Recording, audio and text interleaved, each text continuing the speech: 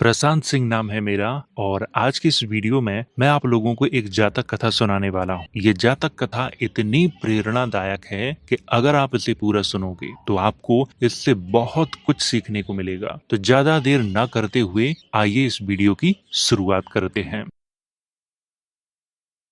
तो वीडियो की शुरुआत यहाँ से करते हैं। वर्तमान में अनाथ पिंडिक के 500 शिष्य बुद्ध के धम्म में दीक्षित हो गए, परंतु बाद में वे धम्म के मार्ग से भटक गए। बुद्ध ने उनके इस आचरण के लिए उन्हें फटकारा और दो व्यापारियों की एक कथा सुनाई। एक बुद्धिमान व्यापारी था और दूसरा मूर्ख व्यापारी था। ये कथा इतनी प्रेरणादायक है कि अगर आप इसे पूरा सुनते हो तो इससे आपको बहुत कुछ सीखने को मिलेगा। तो जो कथा है वो यहाँ से प्रारंभ होती है। प्राचीन काल में काशी देश में ब्रह्मदत्तो नामक राजा राज्य करता था। यहाँ पर जो ब्रह्मदत्तो लिखा हुआ है, हिंदी में इसे ब्रह्मदत्त लिखा गया है, तो आपको ये ध्यान में रखना है। उसी समय बोधिसत्व अर्थात बुद्ध का जन्म एक व्यापारी परिवार में हुआ। वे बड़े होकर व्यापार करने लगे और 500 गाड़ियों के काफिले के साथ पश्चिम से पूर्व की ओर यात्रा वो करते थे। उसी नगर में एक और युवा व्यापारी भी था। मूर्ख, अज्ञानी और अव्यवहारिक गुणों से युक्त था। एक दिन बोधिसत्व ने अपने 500 गाड़ियों में बहुमूल्य माल लाद लिया और यात्रा के लिए तैयार हो गए। वही तैयारी उस मूर्ख व्यापारी ने भी की। बोधिसत्व ने सोचा, यदि यह मूर्ख व्यापारी मेरे साथ ही यात्रा करेगा तो दोनों के 1000 रथ एक साथ चलेंगे। रास्ता सकरा है, न जल मिलेगा, न लकड़ी, न मनुष्यों के लिए कंदमूल, न बैलों के लिए चारा, अतः हम दोनों साथ नहीं चल सकते। या तो वह पहले जाए या फिर मैं पहले जाऊं। तब बोधिसत्व ने उस व्यापारी को बुलाया और कहा, हम दोनों एक साथ यात्रा नहीं कर सकते, क्या तुम पहले जाना चाहोगे या बाद में मैं? मूर्ख व्यापारी ने कहा, यदि मैं पहले जाऊंगा तो मुझे बहुत लाभ होंगे, नया रास्ता और खुला रहेगा। मेरे बैल ताजी घास खाएंगे, मेरे आदमी ताजी सब्जियां और जड़ी बूटियां पाएंगे, पानी स्वच्छ रहेगा और अंत में मैं अपने माल का मूल्य स्वयं तय कर सकूंगा, इसलिए मैं पहले जाऊंगा प्रिय मित्र। बोधिसत्व ने उत्तर दिया, ठीक है मित्र, तुम पहले जाओ। परंतु बोधिसत्व ने सोचा, जो पहले जाता है वह कठिन रास्ते को समतल करता है, उनके बैल पहले ही मोटी घास चर लेंगे, पर मेरे बैल ताजी कोमल घास पर चरेंगे जो बाद में उगेगी। मेरे लोग उन जड़ी बूटियों को पाएंगे जो पहले वालों के बाद फिर से अंकुरित होंगी। पहले वालों कुएं खोदकर पानी निकालना पड़ेगा, पर मैं उन्हीं कुओं का उपयोग कर लूंगा। उन्हें बाजार में कीमतें तय करनी होंगी, जबकि मैं उन्हीं तय कीमतों पर आसानी से अपना माल बेच सकूंगा। इस प्रकार बोधिसत्व ने विवेकपूर्ण विचार किया और निर्णय लिया कि वे बाद में चलेंगे। मूर्ख व्यापारी ने कहा, बहुत अच्छा, मैं पहले जाऊंगा। फिर उसने अपने बैलों को जुआ में जोता, गाड़ियों को तैयार किया और मानव बस्तियों को पीछे छोड़ते हुए मरुस्थल की ओर चल पड़ा। इस कथा का जो मरुस्थल था वह सूखा भी था और अमानुष अर्थात उसमें मनुष्य नहीं रहते थे, उसमें यक्ष रहते थे। यक्षों के संबंध में मैं थोड़ी सी आपको जानकारी दे देता हूँ, क्योंकि संस्कृत में इसका मतलब कुछ और होता है और पाली में इसका मतलब कुछ और होता है, तो इसका अर्थ बताना बहुत जरूरी है। पाली में यक्ष को यक्ष कहते हैं और उसे मानव और देवताओं के बीच का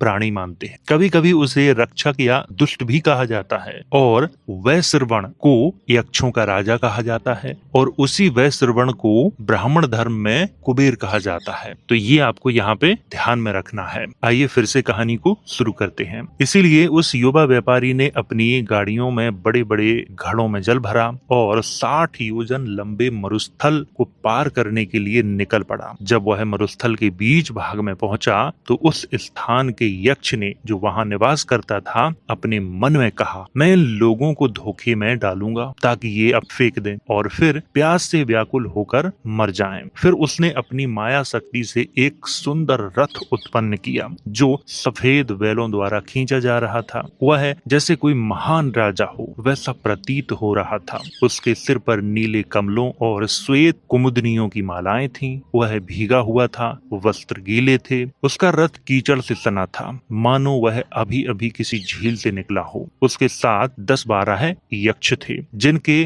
पास धनुष, बाण, तलवारें और ढालें थीं। वे सब भी जल से भीगे हुए थे। सिर पर नीले और सफेद कमलों की मालाएं, हाथों में कमल के गुच्छे लिए हुए, कमल डंठलों को चबाते हुए जल से टपकते और कीचड़ से लथपथ थे। काफिले के प्रमुखों की एक प्राचीन परंपरा थी। जब हवा उनके सामने से चलती थी तो वे अपनी गाड़ियों के आगे चलते थे ताकि धूल से बच सकें, पर जब हवा पीछे से चलती थी तो वे गाड़ियों के पीछे चलते थे ताकि धूल आगे न उड़े। उस दिन हवा सामने से बह रही थी, इसलिए वह युवा व्यापारी सबसे आगे चल रहा था। जब यक्ष को व्यापारी के आने का समाचार मिला तो उसने अपना रथ रास्ते से हटा लिया और मुस्कुराते हुए व्यापारी से विनम्रता से बोला, भाई तुम कहाँ जा रहे हो? काफिले के नेता ने भी अपनी गाड़ियों को एक ओर कर लिया ताकि रथ पार हो सके और रुककर उसने यक्ष से कहा, हम काशी से पूर्व दिशा की ओर जा रहे हैं स्वामी, लेकिन मैं देख रहा हूँ कि आपके सिर पर और हाथों में कमल और कुमुदनियां हैं। आपके साथी उन्हें खाते हुए जा रहे हैं और आप सब गीले और कीचड़ से लथपथ हैं। क्या रास्ते में बारिश हुई थी? क्या आप किसी झील या कमल से ढके तालाब के पास से होकर आए हैं? यक्ष ने बड़े कौशल से उत्तर दिया, अरे तुम क्या कह रहे हो? आगे जो गहरे हरे रंग की रेखा दिख रही है वही तो जंगल है। उसके उस पार चारों ओर जल ही जल है। वहाँ सदैव वर्षा होती रहती है, नदियाँ भरी रहती हैं और चारों ओर झीलें हैं जो कमलों और कुमुदनियों से ढकी हैं। जब गाड़ियों की पंक्ति वहां से गुजरने लगी तो यक्ष ने पूछा, अरे तुम लोग कहाँ जा रहे हो? व्यापारी ने उत्तर दिया, हम फला स्थान की ओर जा रहे हैं। यक्ष ने पूछा, और तुम्हारी गाड़ियों में क्या है? व्यापारी ने कहा, अनाज, वस्त्र और सामान। यक्ष ने इशारा करते हुए कहा, और इस अंतिम गाड़ी में क्या है? यह तो बहुत भारी लग रही है। व्यापारी फलता से उत्तर दिया, इसमें पानी है। तब यक्ष बोला, अरे तुम तो पानी साथ में लाए हो, पर अब इसकी कोई जरूरत नहीं। आगे तो सब और जल ही जल है। बेहतर होगा कि तुम ये घड़े तोड़ दो और पानी फेंक दो ताकि तुम्हारा बोझ हल्का हो जाए और यात्रा सरल बन जाए। फिर उसने कहा, अब आगे बढ़ो, हम बहुत देर से यहाँ रुके हैं। इतना कहकर वह यक्ष थोड़ा दूर चला गया और फिर अपने यक्ष नगर लौट गया जहाँ वह रहता था। किंतु मूर्ख व्यापारी ने यक्ष की बात मान ली। उसने अपने सभी घड़ों को तोड़वा दिया और सारा जल फेंक दिया। इतना भी नहीं बचाया जितना किसी व्यक्ति की हथेली में समा सके। फिर उसने अपने दल को आगे बढ़ने का आदेश दिया, पर आगे कहीं भी पानी नहीं था। सूरज सिर पर आग बरसा रहा था और प्यास से व्यापारी और उसके साथी बेहाल थे। सारा दिन वे तपती रेत पर चलते रहे। संध्या होते ही उन्होंने अपने बैलों को खोल दिया, गाड़ियों को गोल घेरे में खड़ा किया और वहीं लेटकर थकान से सो गए। लेकिन जैसे ही रात गहरी हुई, वे यक्ष जो उस मरुभूमि में रहते थे अपने नगर से निकले और उन्होंने उन सब को मार डाला। उन्होंने मनुष्यों और बैलों के मांस को खा लिया, केवल हड्डियां छोड़ दी। फिर वे यक्ष अपने स्थान को लौट गए। इस प्रकार वह मूर्ख युवा व्यापारी अपनी अज्ञानता के कारण पूरे काफिले के विनाश का कारण बना। उस मूर्ख व्यापारी के पूरे काफिले की केवल हड्डियां चारों दिशाओं में बिखरी पड़ी थी। उनकी 500 गाड़ियां अपने माल सहित वहीं बिना छुई खड़ी थी। उनको कोई नुकसान नहीं पहुंचाया गया था यक्षों के द्वारा। अब बोधिसत्व ने लगभग 6 सप्ताह तक प्रतीक्षा की, यह सुनिश्चित करने के लिए कि मूर्ख व्यापारी बहुत आगे निकल जाए। फिर उन्होंने अपनी 500 गाड़ियों के साथ नगर से प्रस्थान किया और क्रमशः मरुस्थल की सीमा तक पहुंचे। वहां उन्होंने अपने जल घड़ों को भरवाया, काफी मात्रा में जल का भंडार एकत्र किया और नगाड़े बजवाकर अपने लोगों को एकत्र कर कहा, मेरी अनुमति के बिना एक हथेली जितना पानी भी उपयोग न करना। इस मरुस्थल में जहरीले वृक्ष हैं, इसलिए कोई भी व्यक्ति ऐसा पत्ता, फूल या फल न खाए जिसे उसने पहले न खाया हो, जब तक कि पहले मुझसे अनुमति न ले। इस चेतावनी के साथ उन्होंने अपने 500 रथों के साथ मरुस्थल में प्रवेश किया। जब वे मरुस्थल के मध्य में पहुंचे तो वही यक्ष प्रकट हुआ, जैसा कि पहले व्यापारी के सामने हुआ था। परंतु जैसे ही वो बोधिसत्व ने उसे देखा, उन्होंने तुरंत भांप लिया कि यह छल है। उन्होंने सोचा, यह तो जलहीन मरुस्थल है, यहाँ पानी कैसे हो सकता है। इस व्यक्ति की आंखें लाल हैं, उसका चेहरा उग्र है और उसके शरीर की छाया भी नहीं पड़ रही है। निश्चय ही यही वह यक्ष है जिसने पहले व्यापारी को छलकर उसका जल फेंकवा दिया और उसे निगल गया, लेकिन यह मुझे नहीं छल सकेगा। तब बोधिसत्व ने ऊंची आवाज में कहा, दूर हटो हे यक्ष, हम व्यापारी लोग हैं, बिना कारण अपना जल नहीं फेंकते। जब हमें आगे और स्रोत दिखाई देंगे तब देखेंगे कि क्या करना है, अभी नहीं। यक्ष यह सुनकर कुछ दूर चला गया और फिर अपने यक्ष नगर लौट गया। कुछ समय बाद यक्ष के चले जाने पर बोधिसत्व के कुछ साथियों ने कहा, स्वामी, अभी अभी उस यक्ष ने कहा कि आगे हरे जंगल की रेखा दिख रही है, वहाँ निरंतर वर्षा होती रहती है। उनके सिरों पर कमल थे,